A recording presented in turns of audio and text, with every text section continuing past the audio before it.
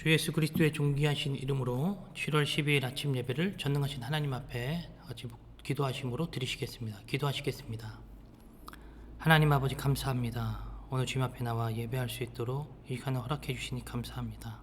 주님을 예배합니다. 우리의 예배를 홀로 영광 받아 주시오며 특별히 말씀 속에서 하나님의 마음을 깨닫게 하시고 오늘도 말씀대로 살아가 승리하는 복된 삶이 될 수 있도록 주여 축복하여 주시옵소서. 감사드리며 예수님의 이름으로 기도하옵나이다. 아멘. 우리 말씀 보겠습니다. 오늘은 마태복음 5장 17절에서 26절에 있는 말씀입니다. 마태복음 5장 17절에서 26절 말씀. 내가 율법이나 선지자를 폐하러 온 줄로 생각하지 말라. 폐하러 온 것이 아니요 완전하게 하려 함이라. 진실로 너희에게 이르노니 천지가 없어지기 전에는 율법의 1.1획도 결코 없어지지 아니하고 다 이루리라. 그러므로 누구든지 이 계명 중에 지극히 작은 것 하나라도 버리고 또 그같이 사람을 가르치는 자는 천국에서 지극히 작다 일컬음을 받을 것이요 누구든지 이를 행하며 가르치는 자는 천국에서 크다 일컬음을 받으리라. 내가 너희에게 이르노니 너희 의가 서기관과 바리새인보다 더 낫지 못하면 결코 천국에 들어가지 못하리라. 옛사람에게 말한 바 살인하지 말라. 누구든지 살인하면 심판을 받게 되리라 하였다는 것을 너희가 들었으나 나는 너희에게 이르노니 형제에게 노하는 자마다 심판을 받게 되고 형제를 대하여 라가라 하는 자는 공회에 잡혀가게 되고 미련한 놈이라 하는 자는 지옥불에 들어가게 되리라. 그러므로 예물을 제단에 드리려다가 거기서 내 형제에게 원망 들을 만한 일이 있는 것이 생각나거든 예물을 제단 앞에 두고 먼저 가서 형제와 화목하고 그 후에 와서 예물을 드리라. 너를 고발하는 자와 함께 길에 있을 때 급히 사화하라. 그 고발하는 자가 너를 재판관에게 내어주고 재판관이 옥리에게 내어주어 옥에 가둘까 염려하라. 진실로 내게 이르노니 네가 한 푼이라도 남김없이 다 갚기 전에는 결코 거기서 나오지 못하리라. 아멘. 여러분 마태복음 5장 17절에서 26절에 있는 말씀을 함께 하나님의 말씀을 나누려고 합니다. 오늘 이 마태복음 5장에는 이제는 산상수훈의 가장 팔복 이후에 이제는 첫 번째 부분을 좀 다루고 있다라고 보면 좋을 것 같습니다. 우리가 어저께는 팔복 그리고 그 팔복을 얻은 자가 세상의 빛과 소금으로 나타내야 하는 삶을 살아야 한다라고 배웠었습니다.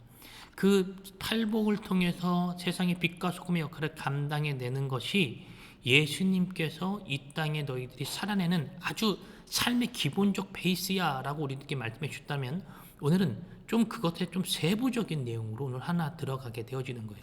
오늘 이것을 말하기 전에 예수님은 이렇게 얘기합니다. 나는 율법이나 선지자를 폐하러 온 줄로 생각하지 말라. 폐하러 온 줄로 생각하지 말라. 폐하러 온 것이 아니고 도리어 완성하러 왔다. 완성하러. 우리들이 이제는 예수님께서 말씀하시는 이 율법을 보면 우리들이 제가 어저께도 말씀드렸던 것처럼 산상순이라고 하는 부분이 율법을 다시 한번 우리들에게 설명해 주는 그런 관점에서 볼 때 율법을 어디서 받았다 했죠? 시내 산에서 하나님이 모세에게 주셨고 모세는 장로들은 각 지파별로 이렇게 나눴다라고 했는데 오늘 이 산상수훈은 동일하게 산에서 제자들과 많은 무리들에게 예수님이 직접 그들에게 이야기하는 장면인 거예요. 그전에는 하나님이 독대하여 모세를 부르셨다면 이제는 그것이 아니라 모두에게 이야기합니다. 모두에게.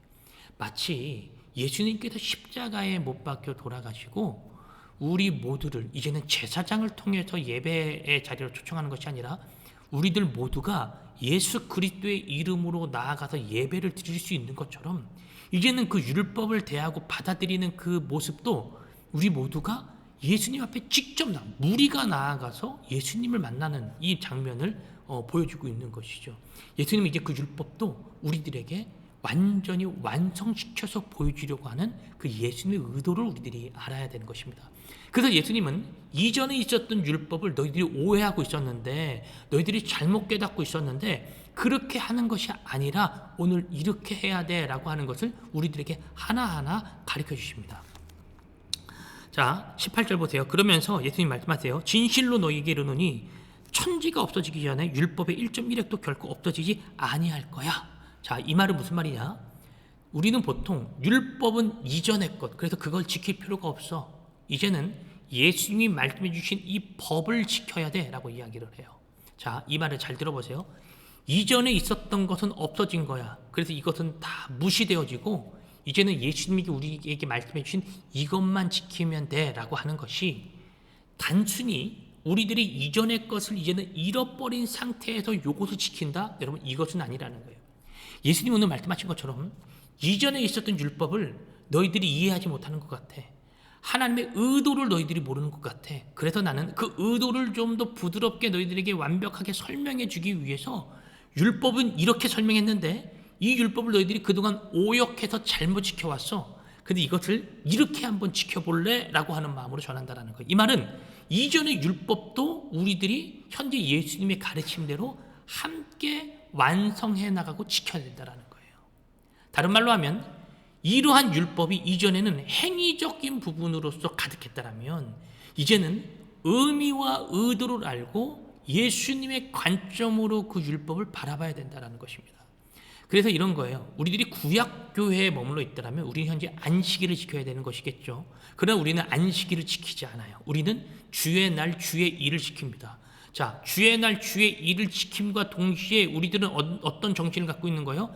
안식일의 정신, 안식일을 지켰던 그 유대인들이 안식일을 지켰던 그 마음과 그 정신을 가지고 우리는 주의 날을 지키는 거예요. 그 주의 날은 어떤 날이에요? 하나님이 기뻐하는 날이라는 거예요. 안식일을 어떻게 지키라고 하셨죠? 너희들은 안식일을 지켜라. 거룩하게 되는 날이라고 되는 날이고 이 날은 나의 날이야. 그러니까 너희들은 안식해. 모든 일을 일단 스톱해. 그리고 어떤 일도 하지 마. 그리고 나를 지켜. 나의 날을 지켜. 이렇게 얘기하셨단 말이에요. 그 날은 좀 리프레시 되어지고 다시 회복해서 다시 일할 수 있는 힘을 얻게 되어지는 날이라는 것입니다. 이제는 이전에는 이것이 형식화되어져서 지켜졌다면 이제는 예수님 말씀하시는 거예요. 단순히 너희들이 쉬기 위해서 에너지를 재충전하는 것이 그렇게 그냥 머물러 있고 그렇게 형식적으로 지키는 것이 아니라 너희들이 내 안에 머물러야 돼. 그죠? 예수님은 그전에는 뭐라 그러셨어요? 쉬어. 이렇게 그냥 멈춰. 쉬어. 이렇게 얘기했다면 단순히 행위적인 것에도 그치는 것이 아닙니다. 그래서 이스라엘 백성들은 지금도 안식일이 되어지면 몇 미터를 안 가고 몇 킬로를 안 가고 가스불도 안 켜고 엘리베이터를 누리지도 않는 이것이 다 일이라는 것이니까 일처럼 지켜지는 것을 멈춰야 하는 단순히 행위적으로 지켰다라면 이제는 예수님 말씀하시는 거 왜 그렇게 해야 하냐면 왜 내가 그런 의도로 이야기했냐면 이라는 거예요. 너희들이 내 안에서 쉬는 것을 나는 원해. 너희들이 내 안에서 함께 하기를 나는 원해.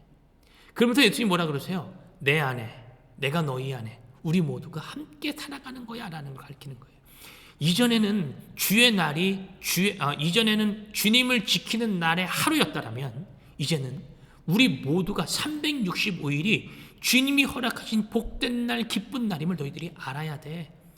7일 중에 하루만 나와 함께하는 것이 아니라 우리는 7일을 함께하는 거야. 우리는 평생을 함께하는 거야. 이 사실을 예수님이 제자들에게 가르쳐주고 이것이 바로 오역되어졌던 율법을 예수님이 온전하게 가르쳐주고 해석했다라는 원칙이라는 거예요.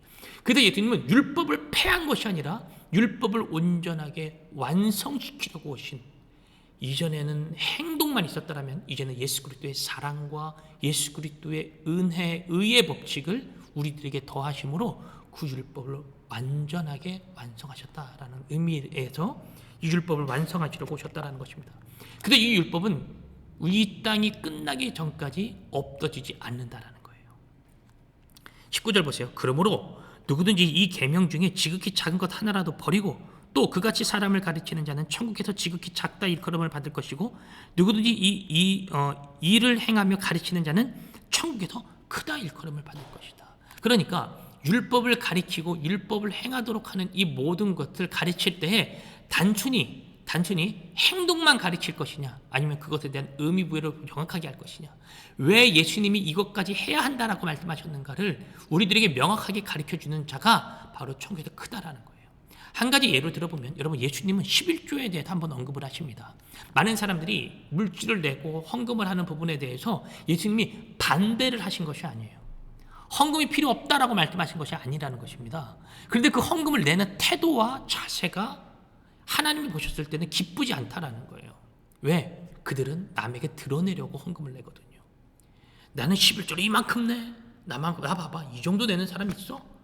이렇게 자꾸 자기 자신이 극대화되고 나타나는 형식으로 자꾸 사람들에게 비춰지고 있다라고 하는 것입니다. 예수님은 그걸 원치 않으신 거예요. 그래서 예수님이 뭐라 그러십니까? 너희들이 11조 내? 그래 11조 내야 돼. 그러나 너희들이 그 11조를 내는 그 의미와 의도 자체는 완전히 패해버렸구나. 너희들이 11조도 내지만 이것도 하고 저것도 놓치지 않아야 될 거야 라고 그들에게 명확하게 가르쳐주고 계시다라는 거예요. 예수님의 율법을 다시 한번 가르쳐주시는 의미는 바로 이러한 의미로서 제자들에게 계속 가르쳐줬던 것이죠. 그러면서 20절에 얘기해요. 내가 너희에게 이르노니 너희 의의가 서기관과 바리새인보다 더 낫지 못하면 결코 천국에 들어가지 못할 것이다. 여기서 재밌는 말이에요. 서기관과 바리새인들은 어떤 자들이에요? 우리들이 알고 있는 건 율법주의자들이에요. 그러나 그들이 나타내고자 하는 의로움이라고 하는 것이 있었습니다. 그들은 어떻게 의로움을 나타냈죠? 행동함으로. 자, 그들은 안식일을 지킴으로 나는 하나님 앞에 떳떳해 라고 말했어요. 그들은 어떠한 율법을 지키고 행함으로 나는 하나님께서 말씀하셨던 그 말씀을 지켰어 라고 말을 했어요. 근데 예수님이 뭐라 그러냐면 서기관과 바리새인들이 행하는 그러한 의로움보다 우리들의 의가 더 나아야 된다라고 얘기하십니다. 이 말은 단순히 그들이 행동하는 그 행동을 우리 모두가 다 행해야 돼라고 하는 그러한 관점에서 예수님이 말씀하신 것은 아니에요. 분명 그들이 행하는 행위도 하면 너무나도 좋겠죠. 그러나 예수님은 그들이 행했던 그 행위에는 내가 말하고자 했던, 내가 담고자 했던 의미 부여가 충분히 되어져 있었어야 해. 그러니 너희들이 행동하고 나갈 때는 그들의 행위보다 훨씬 더 의로웠으면 좋겠어 라는 거예요. 여러분 이게 상당히 어려운 말이거든요. 어떻게 우리들이 멈추지 않고 쉬지 않고 낙심하지 않고 절망하지 않고 하나님 앞에서 올바른 행위를 반복할 수가 있을까요? 하나님 앞에서 정말 너희들 의롭다라고 하는 그러한 칭함을 받을 수가 있을까요? 이것은 행위로 안 된다라는 말이에요. 오늘 예수님의 말씀은 단순히 행위로 그 모든 것이 이루어지지 않는다라는 말입니다. 그럼 우리는 생각하겠죠. 우와, 그러면 뭐야? 행위로서는 구원받는 것이 아니니까 행동으로 모든 행위를 행동으로만 해서는 안 되는 것이라면 그 행동 안 해도 되는 것이네. 이렇게 수준 낮은 말을 할 수가 있습니다. 여러분 이 말이 아니라 우리들이 행하는 그 행위가 구원의 척도가 되어지지 않는다라는 거예요. 내가 그것을 했기 때문에 나는 하나님의 말씀을 다 이뤘어. 이렇게 말할 수 없다라는 거예요. 바리새인들과 서기관들이 했던 행동처럼 행위적 구원, 율법주의자들처럼 나가게 되어진다면 어떻게 됩니까? 그들은 하나님의 의도를 파악하지 못하는 자들이 되어진다라는 것입니다. 한 비근한 예로 여러분 자녀들이 엄마 아빠 생일 축하해요 라고 하는 마음으로 생일 선물을 사왔어요. 근데 생일 선물은 했는데 그들의 태도와 자세와 마음은 전혀 느껴지지 않는다라고 생각을 해보십시오. 여러분 그것이 정말 그 자녀가 부모를 사랑하는 마음에서 그것을 한 것일까요? 아니죠. 뭐에서 느껴져요? 태도와 마음에서 느껴지는 거예요.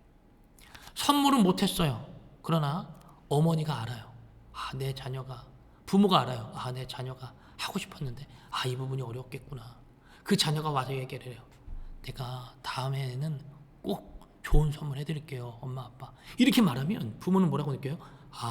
얘가 뭐가 있었구나. 무슨 일이 있었겠구나. 도리어 선물을 한 가지 해주고 그러한 태도를 안 보인 것보다 선물을 안 해줬어도 그런 태도와 그러한 나눔이 자녀와 됨으로써 부모는 훨씬 더 기쁜 마음을 느낀다라는 것이죠. 바로 이것입니다. 예수님은 우리에게 어떤 행위를 원하는 것이 아니라 그 행위를 통해서 너의 마음과 너의 자세를 나에게 보여줬으면 좋겠어라는 거예요. 그러면 진짜 예수님의 마음과 자세는 무엇일까? 21절 옛사람에게 말한 바 살인하지 말라. 누구든지 살인하면 심판을 받게 되리라 하였다는 것을 너희가 들었다. 자, 살인을 하면 돼요, 안 돼요? 안 되죠. 안 되죠. 근데 여기서 말하는 살인이 단순히 칼로 찔러 죽이고 그 사람의 생명을 끊는 그 정도의 살인까지만 말씀하시는 것이 아닙니다. 이건 당연한 이치죠. 모든 사람들이 살인을 왜 해요? 그러나 많은 사람들이 뭐라고 얘기하냐면, 야, 나는 사람 안 죽였어. 나는 율법에 기록된 대로 나는 사람 안 죽였다. 이렇게 얘기하고 다닌다라는 거예요. 근데 예수님은 그것보다 한 단계 더 들어가는 살인을 얘기합니다. 보세요. 22절. 나는 너희에게 이르노니 형제에게 노하는 자마다 심판을 받게 되고 형제를 대하여 나가라 하는 자. 여기서 나가라라고 하는 말은 욕이에요. 욕. 욕하는 자는 공의 집회에 잡혀가게 되고 미련한 놈이라 하는 자는 지옥불에 들어가게 되리라. 이게 무슨 말이에요? 단순히 그 사람 생명 끄는 것이 살인이 아니라 그 사람에게 말로 그 사람에게 감정을 전달하고 그 사람에게 말로 그 사람에게 상처를 주고 그 사람에게 말로 욕을 하고 넌 미련한 놈이야 라고 이렇게 막말을 던지는 이러한 자들은 그 상대를 뭐 했다라는 거예요? 살인했다라는 거예요. 살인. 그러니까 단순히 유대인 이 바리새인들과 사두개인들이 갖고 있었던 어떤 살인을 사람을 죽이는 정도의 살인을 말하는 것이 아니라는 거예요. 예수님은 어떤 살인? 입술로 말하는 살인. 근데 예수님도 말씀하시죠. 나중에 이 이후에 가면 야, 입으로 들어간 것이 욕되게 하는 것이 아니라 네 입에서 나오는 것이 욕되게 하는 거야. 여러분 이 말을 잘 기억해 보십시오. 우리들이 어떻게 사람을 살인하지 않게 되는 것일까? 여러분, 목사님 저도 이렇게 따지면 많은 사람들을 살인했습니다. 제 입술로 많은 사람들을 죽였고 제 입술로 많은 사람들을 실족하게 했다라고 하는 것. 여러분, 그런 자에게 예수님 뭐라고 말씀하세요? 23절. 그러므로 예물을 제단에 드리려다가 거기서 네 형제에게 원망 들을 만한 일이 있거든, 이 일이 생각나거든. 예물을 제단 앞에 두고, 아직 드리지 말고 제단 앞에 두고 얼른 먼저 가서 형제와 뭐하고 오래요? 화해하고 와. 그리고 와서 드려. 늦지 않아 그래도. 그러니까 예수님이 뭘 얘기해요? 계속해서 인간과의 관계가 얼마만큼 너희들이 좋아야 하는지, 그 관계적인 부분이 얼마만큼 너희들이 뚜렷해야 하는지를 우리들에게 말씀해 주고 있다라는 것입니다. 이 부분이 온전하지 않으면 어떻게 돼요? 우리는 역시 그 사람과 헤어지게 되는 거예요. 그 사람을 욕되게 하고 그 사람과 관계가 완전히 끊어짐으로써 다시는 그 사람에게 나아갈 수 없는 상태가 되어진다는 것입니다. 여러분, 오늘 한번 잘 생각해 보십시오. 내가 말을 통해서, 입술을 통해서 얼마만큼 많은 사람들을 죽여왔는가. 여러분, 이것은 상당히 위험한 칼이라는 것이죠. 그래서 우리는 말을 잘해야 되는 것입니다. 말로 죽이고 말로 상황을 전달하고 말로 감정을 전달하기 때문에 우리들의 입술은 지키는 거예요. 그래서 입에 뭐를 물리래요? 재갈을 물리는 것. 바로 그 입술이 살인 무기가 되어지기 때문인 것입니다. 예수님은 이것을 말씀하고 계시는 거예요. 여러분, 살인하지 말라라고 하는 이 법을 다시 한번 상기하십시오. 우리는 단순히 칼로서 사람을 죽이는 것이 아니라 우리들의 입술로 사람을 죽이고 있었던 것입니다. 25절과 26절을 읽으면서 마무리하겠는데요. 너를 고발하는 자와 함께 길에 있을 때 급히 사과하라. 재판장까지 가기 전에 너는 그와 함께 그 모든 일을 빨리 풀어라. 재판장까지 갈 필요가 없다. 그랑 풀면은. 또 26절에 진실로 내가 내게 이르노니 네가 한 푼이라도 남김없이 다 갚기 전에는 결코 거기서 나오지 못할 것이다. 우리가 하나님과의 관계 속에서, 인간과의 관계 속에서 끊임없이 이것을 풀어나가지 않는다면 우리는 절대 하나님 앞에 온전할 수가 없다라고 하는 것을 예수님은 더 깊은 차원에서의 가르침을 전하고 계시는 것입니다. 말씀을 마무리하면서 목사님 저도 관계가 어려워지고 소원해지면 어떤 일이 잡히지가 않아요. 일이 잘 안 돼요. 그래서 빨리 그 사람과 화해하고 와야 돼요. 빨리 그 사람에게 가서 내가 잘못했다, 내가 미안해, 내가 그 부분을 미처 발견하지 못했어. 그래서 저는 인정을 사실 빨리 하는 편입니다. 내가 잘못했구나. 이건 내 잘못. 내가 생각하지 못했던 부분. 그래서 이 부분 때문에 내가 너에게 큰 상처를 줬던 것 같아. 이건 내가 잘못이야.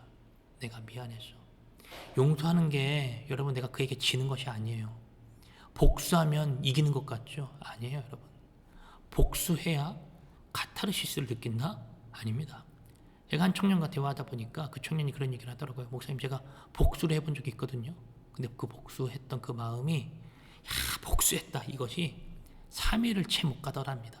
그 이유는 어떻게 됐냐면 도리어 그 사람을 자기가 못 쳐다봤다라는 거예요. 잠잘 때 웅크리고 자는 자는 자기였다라는 거예요. 그럼 복수가 정말 해결이 되어지는 일일까요? 아닙니다. 복수는 도리어 내가 두려워지게 되는 행위예요. 예수님은 그것을 아시고 말씀하시는 거예요.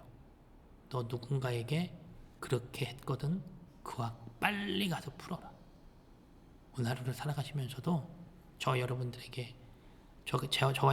혹시나 누군가에게 그런 상처를 준 일이 있거든 빨리 가서 풀 수 있기를 축복합니다. 하나님이 그 모든 자들을 바로 우리 그리스도인들을 바로 그렇게 살아가기를 원하고 계시거든요. 기도하시겠습니다. 아버지 하나님 감사합니다. 말씀을 함께 나누었습니다. 내가 부족한 자고 내가 연약한 자였습니다. 입술로 얼마나 많은 사람들을 죽여왔는지 오늘 다시 고백하게 되어집니다.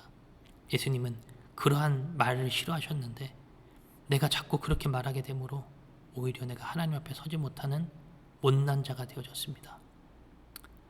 예수님은 이 땅에 오셔서 그러한 율법들을 1차원적에서 해석하신 것이 아니라 더 높은 차원에서 우리들에게 가르쳐주고 계셨습니다. 내가 율법을 대하고 하나님 말씀을 대할 때에 하나님의 의도를 깨달아 말씀대로 살아내는 복된 믿음의 사람 될 수 있도록 축복하여 주시옵소서. 감사드리며 예수님의 이름으로 기도하옵나이다. 아멘. 오늘 말씀 여기서 마무리합니다. 오늘도 주 안에서 승리하세요.